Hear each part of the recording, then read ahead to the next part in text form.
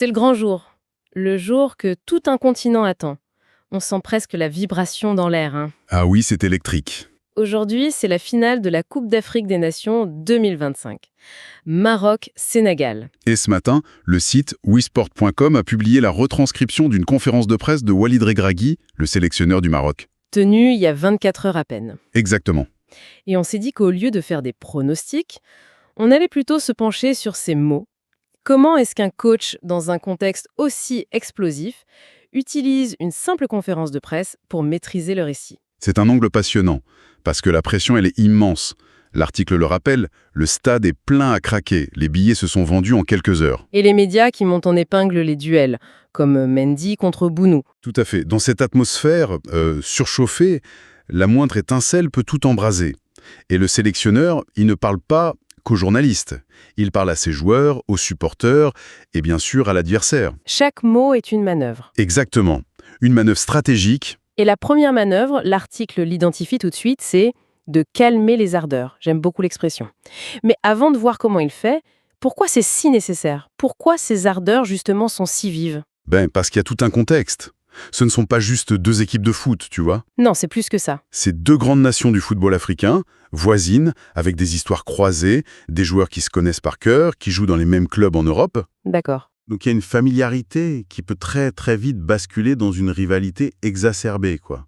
Le foot, c'est souvent le prolongement de la fierté nationale, et là, en finale de Cannes, c'est démultiplié. L'objectif de Regragui, c'est donc d'éviter que le match devienne autre chose qu'un match. C'est ça. Et pour ça, il pose une phrase qui est vraiment la pierre angulaire de tout son discours. Il dit « La relation va rester fraternelle jusqu'au début du match ». Mhm. Cette précision, jusqu'au début du match, c'est d'une efficacité redoutable. C'est une délimitation psychologique, en fait. Il ne nie pas la rupture qui va arriver. Au contraire, il la nomme, il l'officialise. C'est presque comme s'il disait « Attention ». Voilà. Attention, on va entrer dans une zone de turbulence. Pendant 90 minutes ou 120, notre relation habituelle, elle est suspendue. C'est une façon de dire que le conflit, c'est l'exception, pas la norme. Mais est-ce que c'est pas un peu intellectuel comme concept? Pour des joueurs, des supporters qui sont dans l'émotion pure, je veux dire, est-ce qu'on peut vraiment mettre la fraternité sur pause? C'est une excellente question. Je pense pas qu'ils s'attendent à ce que les joueurs y pensent en plein match, après un tacle un peu appuyé. L'objectif est ailleurs. C'est du framing, comme on dit. Exactement, c'est du cadrage. Il donne une grille de lecture à tout le monde avant que ça commence. Aux médias, il dit « Ne cherchez pas de haine là où il n'y en a pas ». Aux supporters, soutenez à fond, mais ce n'est pas une guerre. Et pour les joueurs?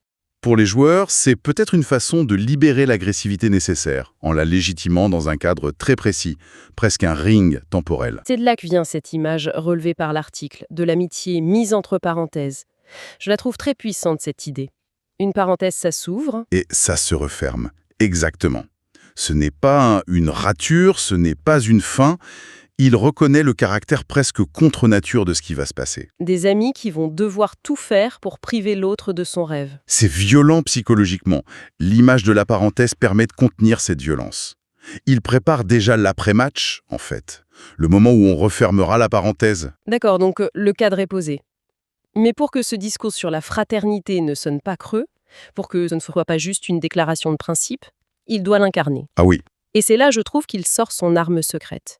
Il bascule de l'institutionnel À l'intime. C'est le moment clé de la conférence, oui. Il enlève sa casquette de sélectionneur pour parler en tant qu'homme.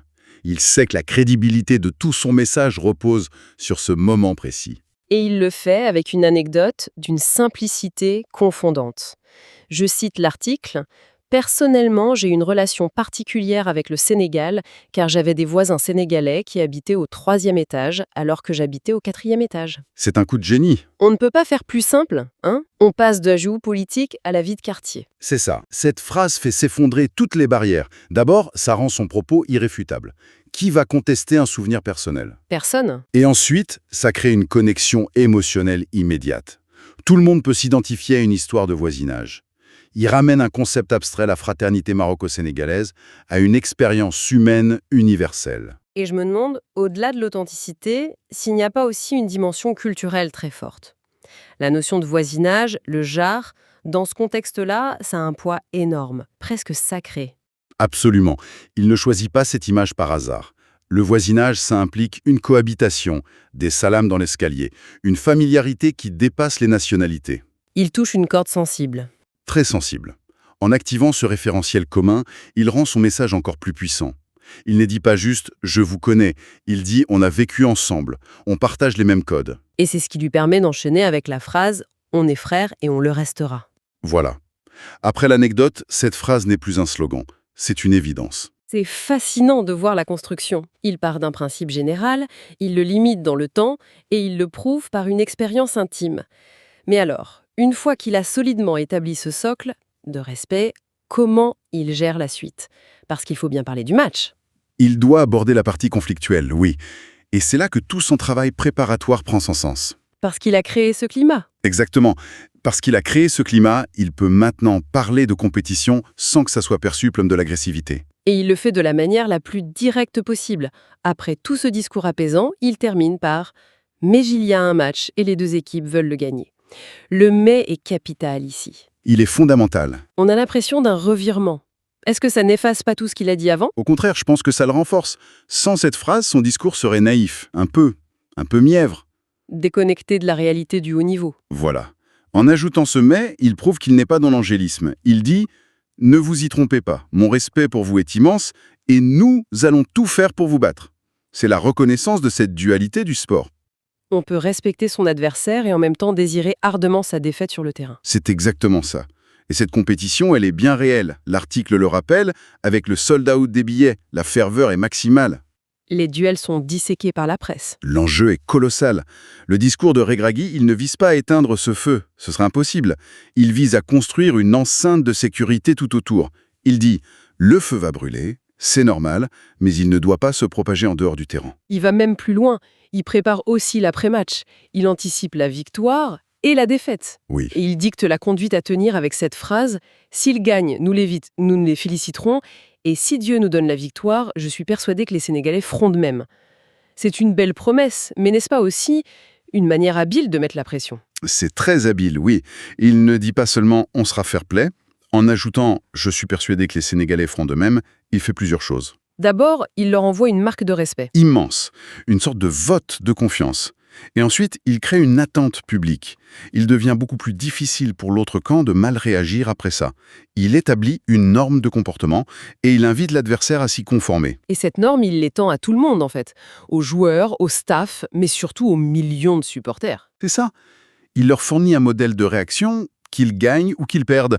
C'est une tentative de maîtriser le récit post-match avant même que le match ait eu lieu. Si on résume, on a un cas d'école de diplomatie sportive. Complètement. Regragui part de la fraternité. Il l'ancre dans le réel avec son anecdote, puis il utilise ça comme un cadre pour contenir une compétition qu'il veut acharner. C'est une sorte de pacification préventive. Et si on prend un peu de recul, ce qui est frappant, c'est à quel point ça va à contre-courant de la narration médiatique habituelle. C'est vrai. Le storytelling sportif, il adore créer des antagonistes, des ennemis jurés. C'est ce qui vend. Et lui, Regragui, il refuse de jouer ce jeu. Il propose une autre histoire. Une histoire où l'adversité n'exclut pas le respect. Il refuse de donner au public le récit simpliste du choc des titans. C'est un pari audacieux, non? C'est un risque, mais un risque calculé. Je pense qu'il fait le pari de la maturité.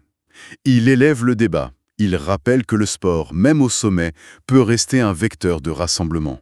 Un message fort qui dépasse le cadre de cette finale. Tout à fait. Bon, tout cet édifice rhétorique est brillamment construit, c'est certain. Il prépare les esprits, il fixe les règles du jeu émotionnel. Mais ça nous laisse avec une dernière pensée. Une question en suspens. Oui, la question qui demeure, c'est la résilience de ce discours face à la réalité brutale du résultat. Une fois le coup de sifflet final donné, une fois qu'un camp exulte et que l'autre s'effondre, à quel point est-ce facile de rouvrir cette fameuse parenthèse de l'amitié? Surtout pour l'équipe qui vient de voir le rêve de tout un continent lui échapper des mains. Les mous peuvent préparer le terrain, mais est-ce qu'ils peuvent vraiment contenir le chagrin d'une défaite en finale? Ça, c'est le test ultime. Et la réponse, on l'aura que ce soir.